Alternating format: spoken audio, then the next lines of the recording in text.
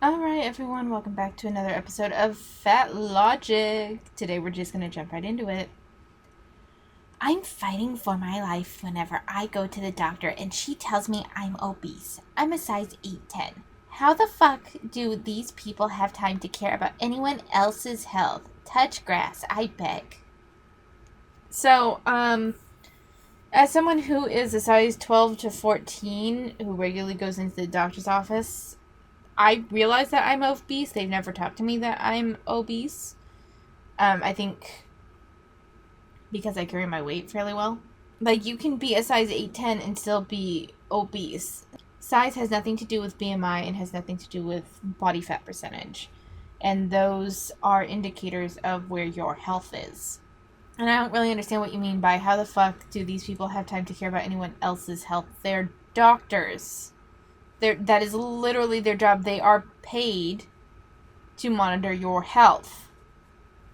This is one of the aspects. It's not like they spend time after you leave thinking about how fat you are. Like, just, like, there might be some comments they might talk with their peers over it based off your attitude, more likely. Because, like, as a teacher, I see plenty of kids, different weights, different heights.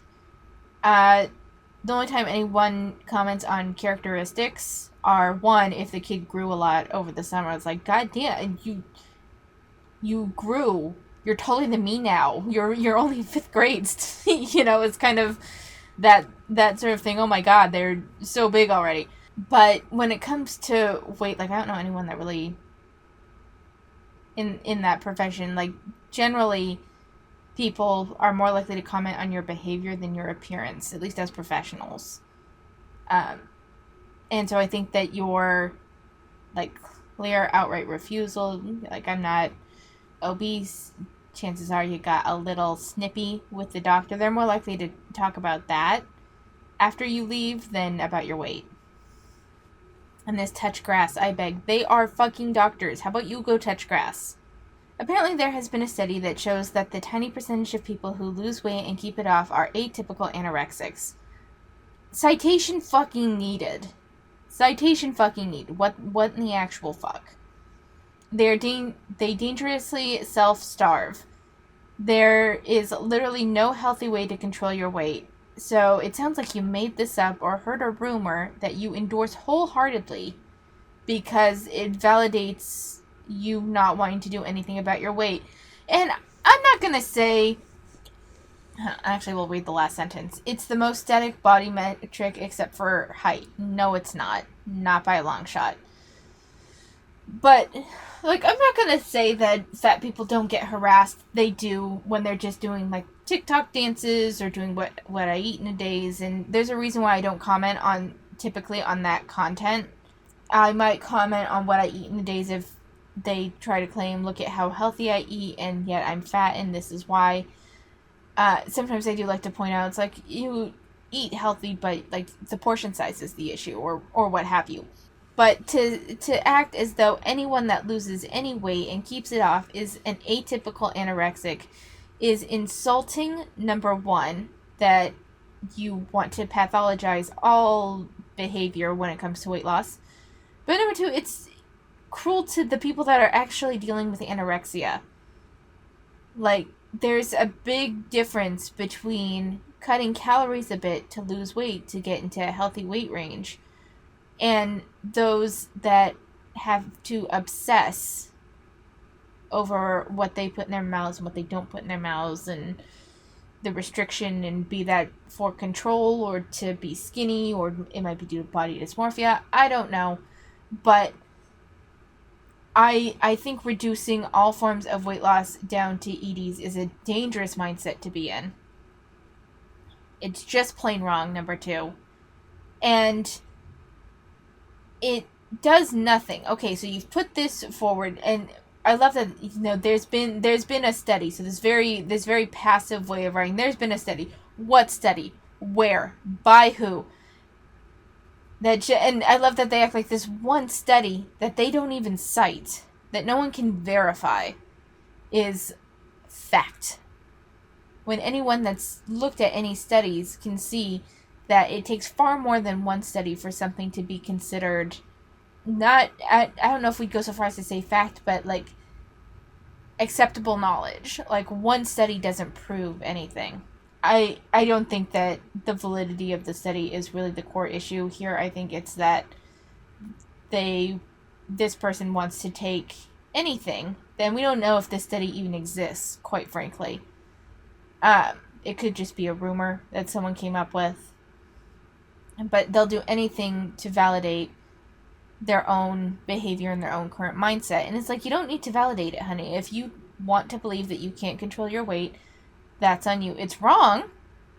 It's just factually false. There are things you can do to control your weight, and there might be reasons why that doesn't work for you, and that's fine. But let's not try to change facts to suit our narrative. Let's try not to change facts to validate our choices. We all make choices. We all make choices that affect us. And sometimes we purposely choose bad choices. That's part of being human. I don't judge you based off the choices that you've made that keep yourself fat if you don't want to be fat. Or if you want to be fat. If you want to be fat and you've made choices to continue being fat, that's your choice. My big issue with fat people is more when they get so big that they require caretakers. And these caretakers sustain significant injury trying to care for these people.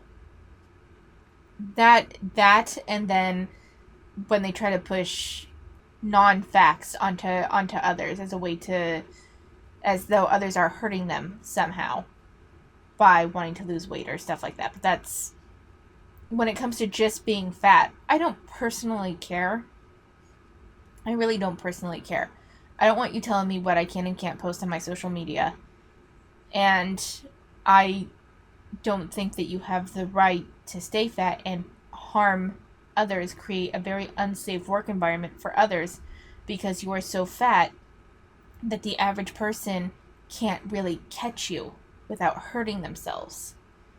Those are where I come down on, I guess, being anti-fat.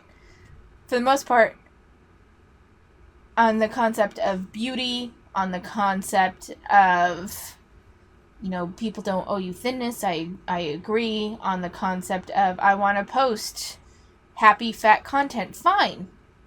I get angry when you guys, promote false information as true. That is more about misinformation, though, than about you being fat. I don't have a problem with you being fat. I have a problem with you giving out misinformation and vague shit like this. Content warning. Size mention, weight mention. I've been doing intuitive eating, and it's wonderful to finally be free of restriction and moral judgments around food. For the most part, I eat a balanced diet, but I've gained weight. I'm now close to 300 pounds, with a really big belly and big boobs and butt. I look very pregnant. I find that walking makes my lower back really hurt after a couple of blocks. I have to sit down and let it recover. I think it's how my center of gravity has shifted, but looking for tips because not being able to walk without taking breaks has really limited option for enjoyable movement in outdoor time. No suggestion is too silly. Personal experience with similar situation preferred. Your center of gravity hasn't shifted, honey. Your body just doesn't like the current weight you're at. Like, if you want to talk about the way your body feels and your body knows, this is your body telling you that you are too big. This is your body telling you, I can't handle being almost 300 pounds. This is your back telling you, I can't do this. And if you have the self-awareness to realize that having to take a lot of breaks limits your ability to exercise, you call it enjoyable movement in outdoor time, but essentially it's exercise, because whether the fat acceptance movement, fat liberation movement wants to acknowledge it or not, enjoyable movement is just having fun exercising. Exercising can be fun. I went for my long run yesterday and it was very enjoyable. Like, I still can't run for very long. And so I basically do run walks each day because I can't run for the entire time. But I love the feeling of running. I love the feeling of, reaching those goals, whether it be a mile or 2 miles or whatever. I enjoy running. It makes me feel good. It is a full on, like, you feel the endorphins. That's what exercise can be. Exercise can be very enjoyable. Exercise can be downright pleasurable. Your body has to be able to do those movements. So whether you like it or not, losing your body, like they like to separate the body and mind. I'm telling you what your body is trying to tell you, and that is that you are too big and that your body cannot handle it. And that if you need to take regular breaks, that is where you are now. It will only get worse the more you gain weight. I'm glad that you loved intuitive eating, but maybe you should go on a portion control diet. And it's not about moral judgments. There is some restriction involved, but it's not bad restriction. You shouldn't be like obsessing over it. But you need to work towards losing some weight.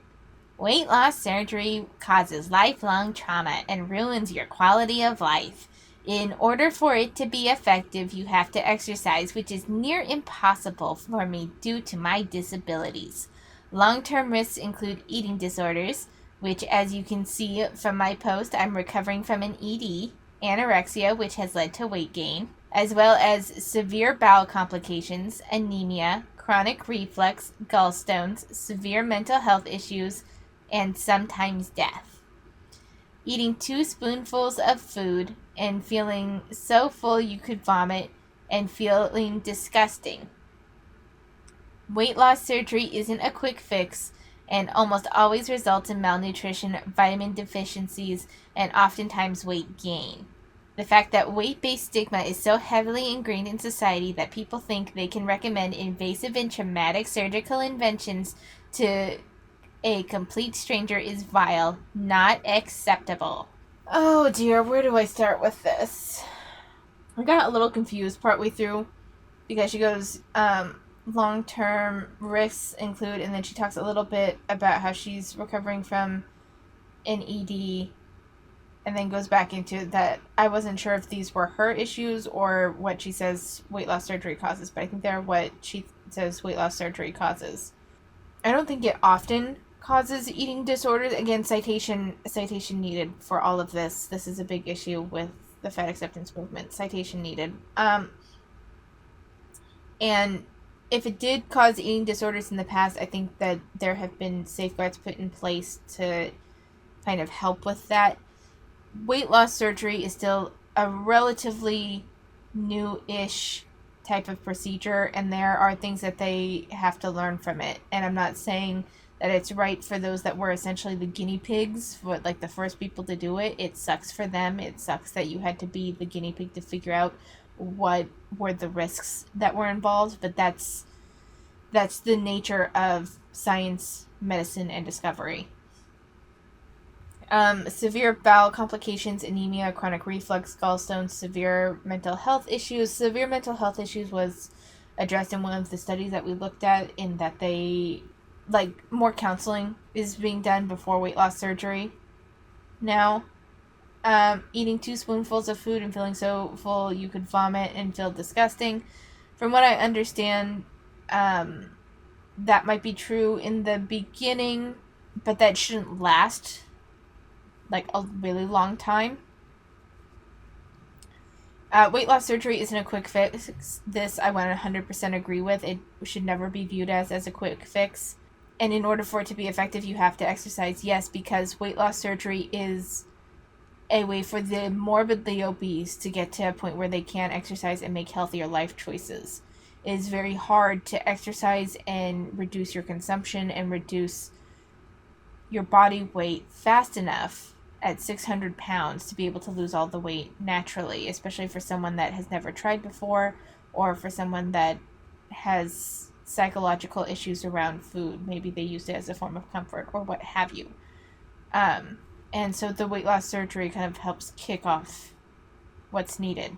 Does not cause lifelong trauma. I mean, I think it might be able to for certain people, but this is scaremongering. I think there is some issues with malnutrition and vitamin deficiencies. That's why you have doctors prescribing you things to kind of keep those things from happening. And it's part of an adjustment period. Like, I don't think those malnutrition and vitamin deficiencies are forever. I think it's like towards the beginning again. So they often refer to things like that are like the immediate effects of weight loss surgery, but longer term effects, I don't think they address as much. I think they treat them as one and the same, which they're not. But anyway, that's my view. People wearing skirts, please understand that this area right here is the single most attractive thing in human history. Anyone that has a uterus has that bump. Why the fuck are there so many hate comments on this post? Y'all realize women have a uterus, right? Did you fail biology? Do you think pee is in the fucking balls? It's the cishet men in the comments calling it fat. That's literally where the uterus is. Just say you're a virgin and leave it at that. Uterus having people, just keep in mind that that little pouch is literally just your uterus. It's nothing unnatural. I'm around 100 pounds and have one of those little fuckers, and it's perfectly normal. That's called the mons pubis. It's anatomically built in every woman, whether fat or thin, and it serves to cushion the uterus inside. So this is not the mons pubis. This is your stomach. This is the mons pubis. But this is, some people find it attractive, and I think it is based on certain fat distribution can be unavoidable for some people. It doesn't necessarily mean that you are fat. It kind of, I think some people that are at a healthy weight can have, maybe not one quite this big, but can have a little bit of a bump right there depending on the distribution of fat in their body.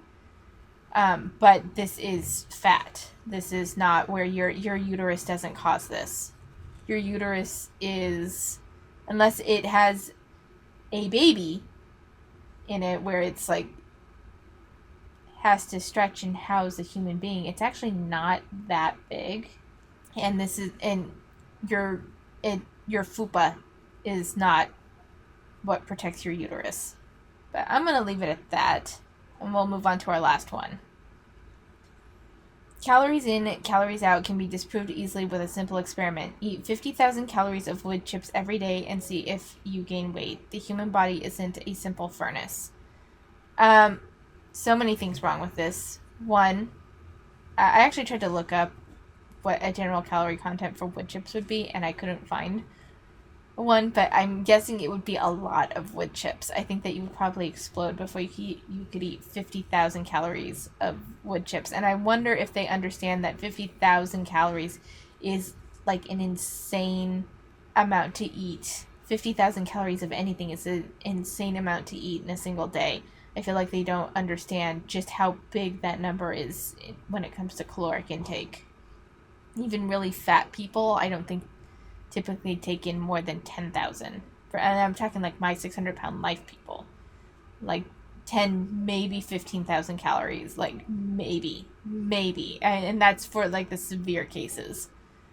50,000 calories is insane. Much less in wood chips. Let's put aside like the digestive issues that come with that.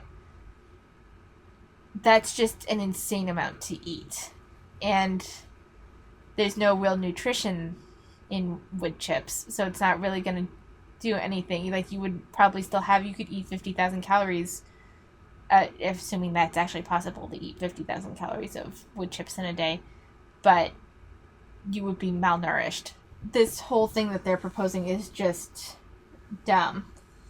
How about this? If that's what you want to claim, then do an experiment. Have a thin person and a fat person both eat 5,000 calories a day.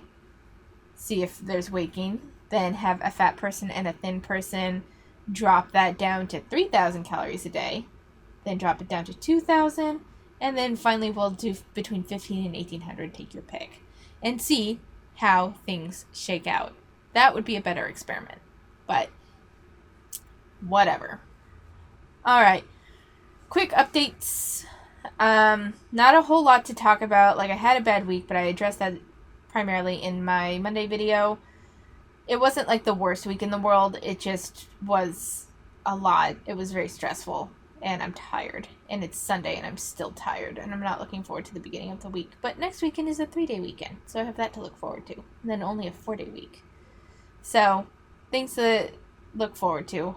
I weighed myself, and I dropped 2 pounds from the 4 that I gained, but I'm still kind of disappointed. And I've actually cut my calories for the most part even further, down to like trying to lose 1.5 pounds a week, and it's still not budging. I'm trying to keep what you guys said in mind, that this could last for a few weeks, and this many of you said that this kind of stalling and slight weight gain can eventually, it may take several weeks, but could potentially lead to like a sudden drop. I'm just going to try my best to stay on my plan and see if things will eventually shake out. I'm going to give it until school gets out for me on June 17th, and then we'll see where I am weight-wise then, and if I still am roughly where I am right now, I'm going to try to like